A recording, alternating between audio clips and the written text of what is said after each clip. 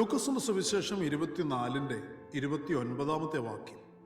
അവരോ ഞങ്ങളോടുകൂടെ പാർക്കുക, നേരം വൈകി അസ്തമിപ്പാറായല്ലോ എന്ന് പറഞ്ഞ് അവനെ നിർബന്ധിച്ചു. അവൻ അവരോടുകൂടെ പാർപ്പാൻ ചെന്നു. ജീവവചനത്തിന് പ്രഭാത ധ്യാന ചിന്തയിലേക്ക് എല്ലാ പ്രിയപ്പെട്ടവർക്കും സ്വാഗതം. കൂടെ പാർപ്പിക്കുക, ഒറ്റയ്ക്ക് വിടരുത് എന്നൊരു വിഷയമാണ് നാം ചിന്തിക്കുവാൻ താല്പര്യപ്പെടുന്നത്. കുടപ്പിറപ്പുകളെ കൂടെ നടക്കുന്നത് ആരെന്ന് വ്യക്തമായി തിരിച്ചറിഞ്ഞില്ലെങ്കിലും ഒരു പകൽ മുഴുവൻ കൂടെ നടന്നവൻ ഒരു സാധാരണക്കാരനല്ലെന്നും അവനിൽ എന്തോ പ്രത്യേകതകളൊക്കെ ഉണ്ടെന്നും മനസ്സിലാക്കിയ ആ ശിഷ്യന്മാർ ആ യാത്രയിൽ നേരം വൈകിയപ്പോൾ വഴിത്തലയ്ക്കൽ തന്നെ പാർപ്പാൻ ഇച്ഛിക്കുന്നവർ കൂടെ നടന്നവനെയും തങ്ങളോടുകൂടെ ആ രാത്രിയിൽ പാർപ്പാൻ നിർബന്ധിച്ചു. കൂടെ നടക്കുന്നവനെ തനിച്ചു വിടാൻ താല്പര്യപ്പെടാതിരിക്കുന്ന, കൂടെ നടക്കുന്നവനുമായി കൂട്ടായ്മ പങ്കുവയ്ക്കുവാൻ ആഗ്രഹിക്കുന്ന ആ ശിഷ്യന്മാരുടെ സ്വഭാവം ഏറെ പ്രശംസിക്കപ്പെടേണ്ടത് തന്നെയാണ്. എന്നാൽ അവർ കൂടെ പാർക്കുവാൻ ക്ഷണിച്ചവൻ സാധാരണക്കാരനല്ലെന്നും തങ്ങളുടെ ആത്മഗുരു തന്നെയാണെന്നും അവർ പങ്കുവച്ച കൂട്ടായ്മ മുഖാന്തരം അവർ അല്പസമയം കഴിഞ്ഞപ്പോൾ തിരിച്ചറിഞ്ഞു. ആ തിരിച്ചറിവ് പ്രാപിച്ച സമയം അവരുടെ തെറ്റായ ലക്ഷ്യവും തെറ്റായി അവർ എടുത്ത ചില തീരുമാനങ്ങളും അവർ ഉപേക്ഷിക്കുവാനിടയായി. കൂടെ പാർക്കേണ്ടവനെ ക്ഷണിച്ചാൽ, അവനുമായി കൂട്ടായ്മ പങ്കുവച്ചാൽ നേരം വൈകുമ്പോൾ ഉണ്ടാകാറുള്ള ഇരുട്ട് മാറി വെളിച്ചം വ്യാപരിക്കുവാനിടയാകും. ശിഷ്യത്വം വിട്ടുകളയാതെ പിന്തുടരുവാനിടയാകും. പരിശുദ്ധാത്മശക്തി പ്രാപിച്ച് ധീരസാക്ഷികളാകുവാൻ ഇടയാകുകയും ചെയ്യും എന്നീ തിരുവചന ഭാഗം നമ്മെ വ്യക്തവും ശക്തവുമായി പഠിപ്പിക്കുന്നു. അതേ പ്രിയരെ, ഈ ജീവിതയാത്രയുടെ നേരം വൈകി അസ്തമിക്കാറായി എന്നുള്ള സത്യം തിരിച്ചറിഞ്ഞ് കൂടെ ഇരിക്കാമെന്ന്, അന്ത്യത്തോളം കൂടെയുണ്ടാകുമെന്ന് വാഗ്ദത്തം ചെയ്തവനെ കൂട്ടായ്മയ്ക്ക് നിർബന്ധിച്ച് ക്ഷണിക്കുമെങ്കിൽ, കൂടെ കൂട്ടുമെങ്കിൽ നിങ്ങളുടെ ജീവിതത്തിലെ ഇരുട്ട് വെളിച്ചമായി മാറും. ചില തിരിച്ചറിവുകൾ പ്രാപിക്കുവാനിടയാകും, ചില സത്യങ്ങൾ ഗ്രഹിക്കുവാനിടയാകും, ചില ആലോചനകൾ കേൾക്കുവാനിടയാകും, ചില കൽപ്പനകൾ ഏറ്റെടുക്കുവാൻ പാലിക്കുവാൻ ഇടയായിത്തീരും.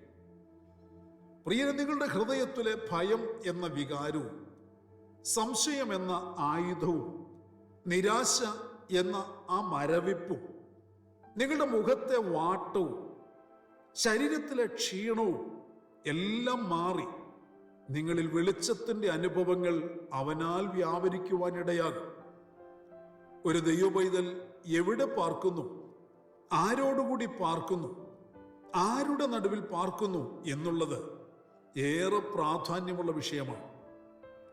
പാർക്കുവാൻ കർത്താവ് പറഞ്ഞിരിക്കുന്നിടത്ത്, അനുഭവിച്ചറിഞ്ഞിടത്ത് നിന്ന് നാം ഇറങ്ങിപ്പോയാൽ പിന്നെ നമ്മെ പിൻപറ്റുന്നത് ഭയവും നിരാശയും സംശയവും ദുഃഖവും നെടുവീർപ്പും ഇരുട്ടും കഷ്ടവും നഷ്ടവും കോട്ടവും ക്ഷീണവും തളർച്ചയും ഒക്കെയായിരിക്കും എന്ന് മറക്കരുത്.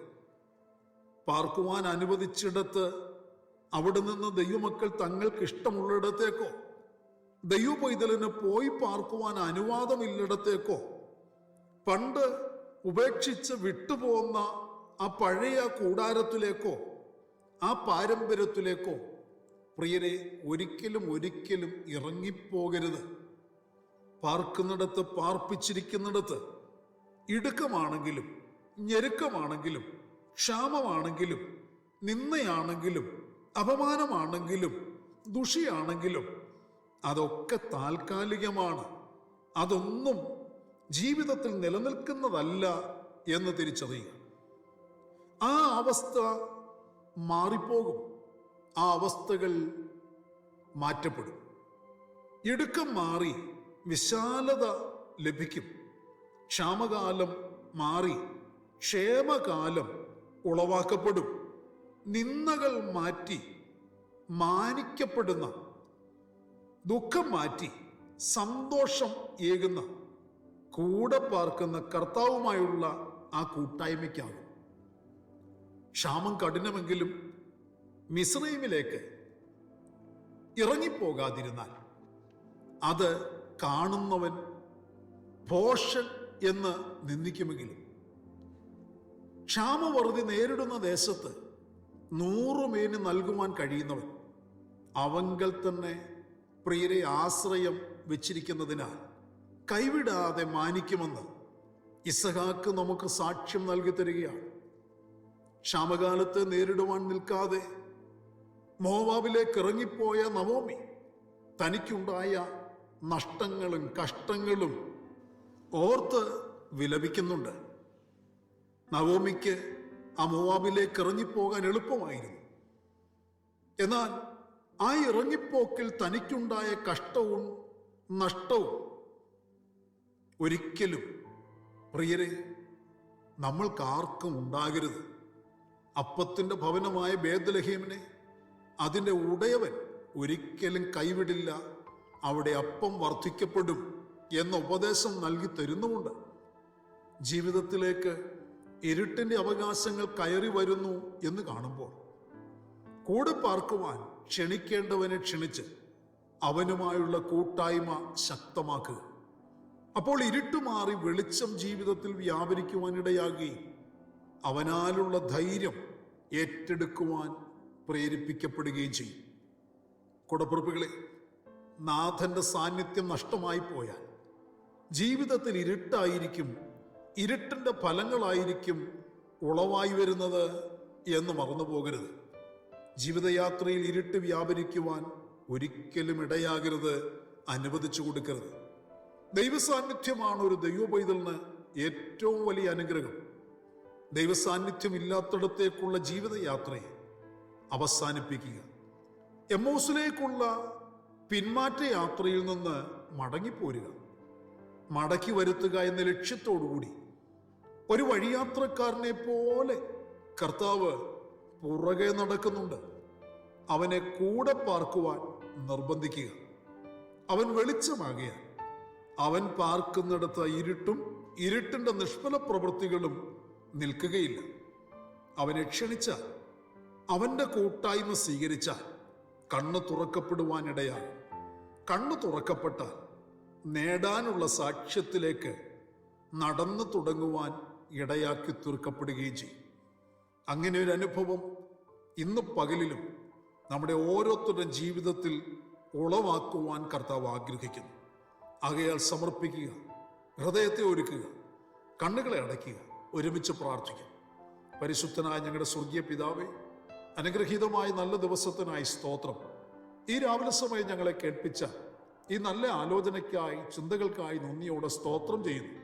അങ്ങയുടെ മക്കളായി ഞങ്ങൾ, അങ്ങയുടെ തിരഞ്ഞെടുക്കപ്പെട്ട മക്കളായി അങ്ങയോട് കൂടെ പാർക്കുന്നവരായി തന്നെ ജീവിതം നയിക്കുവാൻ ഞങ്ങളെ സഹായിക്കണമേ. അങ്ങയെ വിട്ടുമാറിയ, അങ്ങയെ വിട്ടുപോയ ആ വഴിത്താരുകൾ എല്ലാം മടങ്ങി വരുവാനും ഇടയാക്കണമേ. കർത്താവേ, അങ്ങേ ഞങ്ങളോടൊപ്പം ക്ഷണിച്ചു അങ്ങ് ഞങ്ങളോടുകൂടി പാർക്കുന്ന ആ അനുഭവത്തിൽ ഞങ്ങളുടെ ഇരുട്ട് മാറി, ഞങ്ങളുടെ ദുഃഖം മാറി, നെടുവീർപ്പ് മാറി, വേദന മാറി, അന്ധകാരത്തിൻ്റെ എല്ലാ വ്യാപാര ശക്തികളും അടിഞ്ഞു മാറി കർത്താവിനാൽ അനുഗ്രഹിക്കപ്പെട്ടവരായി, കണ്ണ് തുറന്നവരായി തന്നെ മുൻപോട്ട് ആത്മീയ നിയോഗത്തോടെ ലക്ഷ്യത്തിലേക്ക് കാൽച്ചുവടുകൾ വയ്ക്കുവാൻ ഞങ്ങളെല്ലാവരെയും സഹായിക്കണമെന്ന് പ്രാർത്ഥിക്കുന്നു. പ്രാർത്ഥന കേൾക്കുന്നവരുടെ കൃപയ്ക്കായി സ്തോത്രം. ഇന്നിൻ്റെ മറുപടികളും വിടുതലുകളും ഞങ്ങളുടെ മേൽ കൽപ്പിച്ചയക്കണമേ. പ്രാർത്ഥന കേട്ടതിനായി സ്തോത്രം. മഹത്വം അങ്ങയ്ക്ക്. സകലതും ഞങ്ങൾക്ക് വേണ്ടി ജീവൻ തന്ന യേശു ക്രിസ്തുവിന്റെ ധന്യമായ നാമത്തിൽ താഴ്മയോട് അപേക്ഷിക്കുന്നു. ദയതോന്നി കേൾക്കുമാറാകണമേ. ആമേൻ. പ്രിയ വചനങ്ങളാൽ പരിശുദ്ധനായ കർത്താവ് എല്ലാവരെയും അനുഗ്രഹിക്കട്ടെ. നമ്മുടെ വാഴ്ചപ്പെട്ട കർത്താവിൻ്റെ വരവ് അടുത്തിരിക്കുന്നതിനാൽ അവൻ്റെ വരവിന് വേണ്ടി നമുക്ക് ഒരുങ്ങി കാത്തിരിക്കാം. മാറാനാഥ.